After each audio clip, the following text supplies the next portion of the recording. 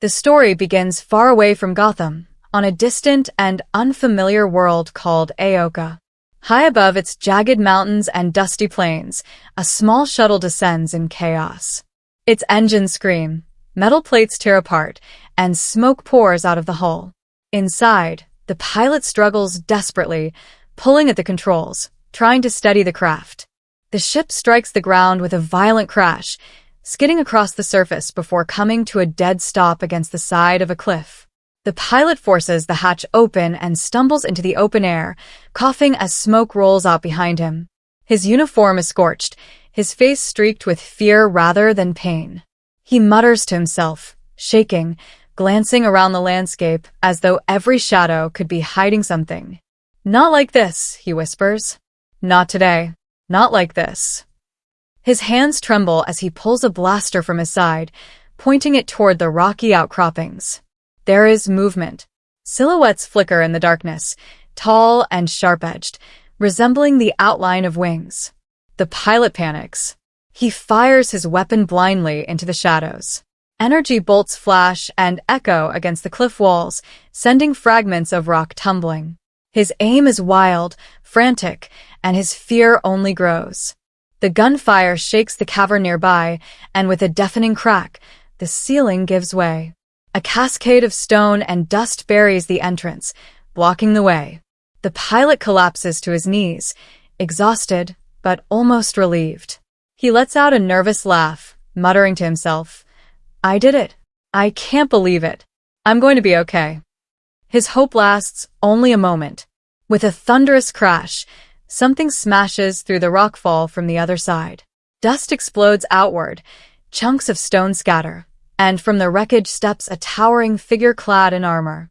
The glowing eyes of the helmet burn through the haze, and the sharp silhouette confirms the pilot's worst fear.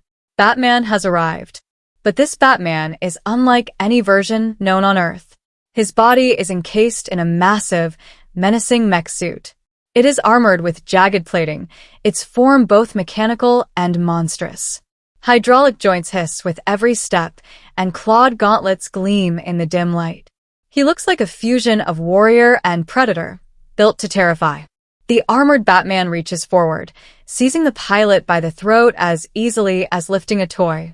The man struggles, choking, trying to aim his blaster, but Batman's grip is unshakable. "What do you want with me?"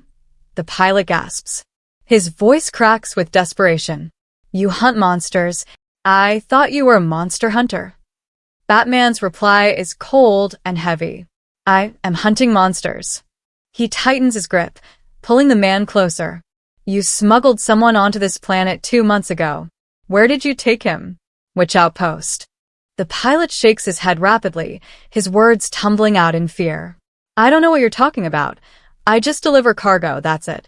"I don't know anything." The glowing eyes narrow. The armored figure's voice drops into a growl. "You're lying. Tell me where he is. Tell me, where is Bruce Wayne?" The name strikes the air like thunder. Bruce Wayne, the man the legend of Batman is tied to, the identity at the heart of the myth. And here, on this distant world, the immortal Batman is hunting him.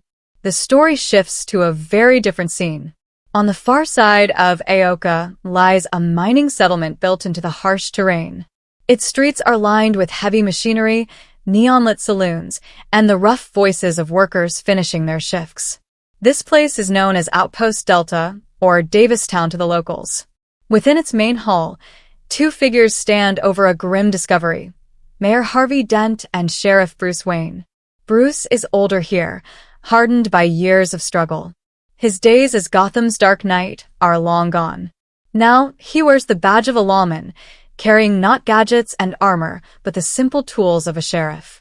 He is weathered but still sharp, his mind as precise as ever. Dent, on the other hand, has transformed from the man Gotham once knew. In this world, he is not scarred nor split between 2 faces. Instead, he is a calculating leader, sharp-eyed and politically minded, carrying the weight of responsibility for his people. The reason for their gathering is grim. A worker lies dead on the ground before them, his body torn completely in half. The sight is horrific, unlike anything a human hand could cause. Bruce kneels beside the remains, his face set in grim focus. "Have you checked the security feeds?" he asks quietly. The overseer, a woman named Ada V, nods with frustration. Yes. "We doubled the cameras after your last suggestion, Sheriff. But all of the feeds were wiped. Motion sensors, too. Whoever did this knew what they were doing." Bruce runs his fingers over the ground, examining the scene. The precision of the attack. The force required. None of it fits with an ordinary killer. Harvey Dent breaks the silence. His voice is sharp, impatient. 3 bodies in 8 weeks, Bruce. People are panicking. We've got nothing but another corpse and no answers. How do you expect me to keep order like this? Maybe it's time we brought in corporate security. They can handle this. Bruce straightens, meeting his old friend's gaze. No. Killings like this are meant to spread terror. If we bring in outsiders, we give the killer exactly what they want. Fear, chaos, division. We can't give in. We'll find who did this. I promise. Dent exhales, not fully convinced, but nods. Together, they agree to return to town for the night, ensuring that the people of Davistown are safe and accounted for. As they walk the dusty streets under the alien sky, Bruce feels something watching him. A shadow flickers at the edge of his vision.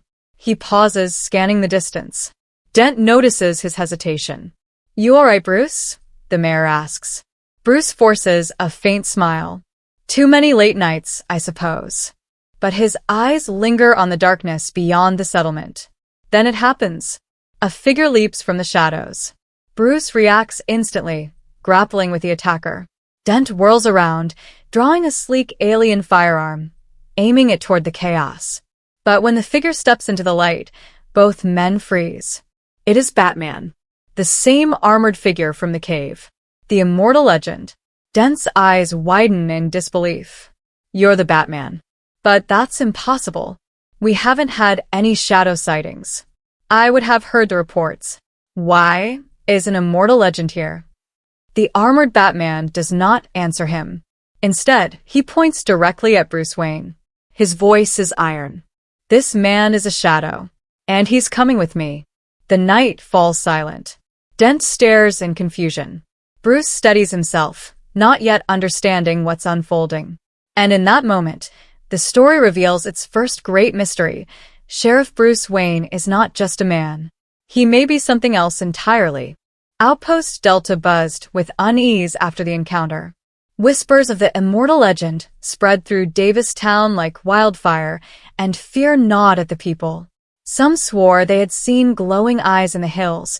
Others claimed the shadows themselves were alive.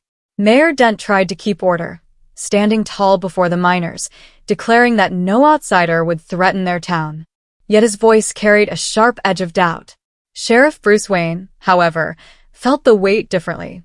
He couldn't ignore the armored Batman's words. Why had he been called a shadow? What truth was buried beneath that accusation? Bruce patrolled the outskirts that night, his revolver steady at his side, scanning every crevice of the rocky landscape. He knew something was out there. The silence broke with distant movement, the faint hiss of hydraulics echoing across the canyon walls.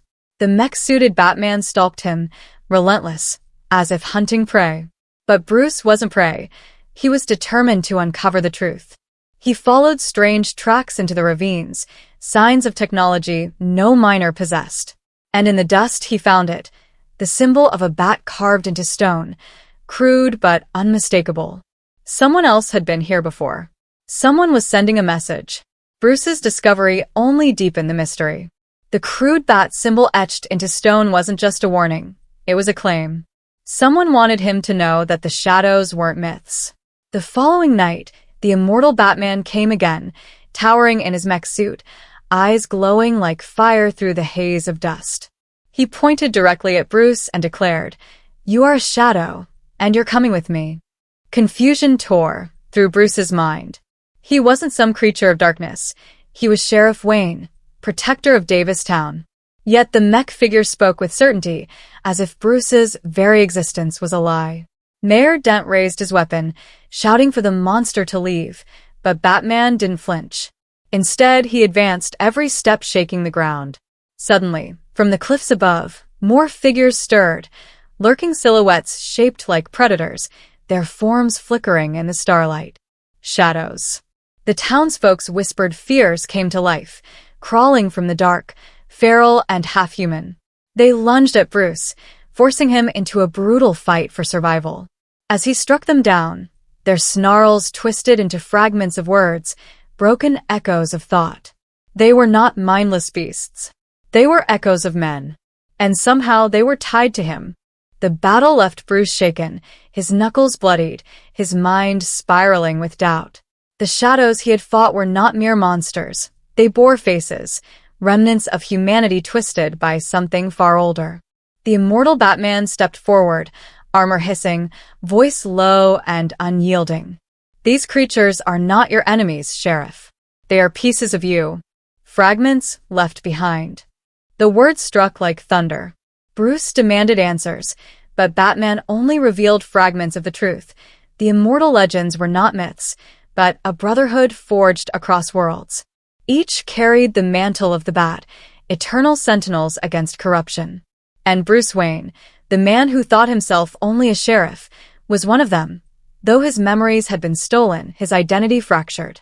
Dent stared in disbelief, torn between loyalty to his friend and the fear of what Bruce truly was. "If you are one of them," Dent whispered, "then what are we fighting against?" Batman turned his gaze toward the stars, his suit gleaming under alien light. "Against the one who broke you, the one who turned shadows into weapons." In that instant, Bruce realized his fight was no longer about protecting Davis Town. It was about reclaiming who he was and facing the darkness that made him.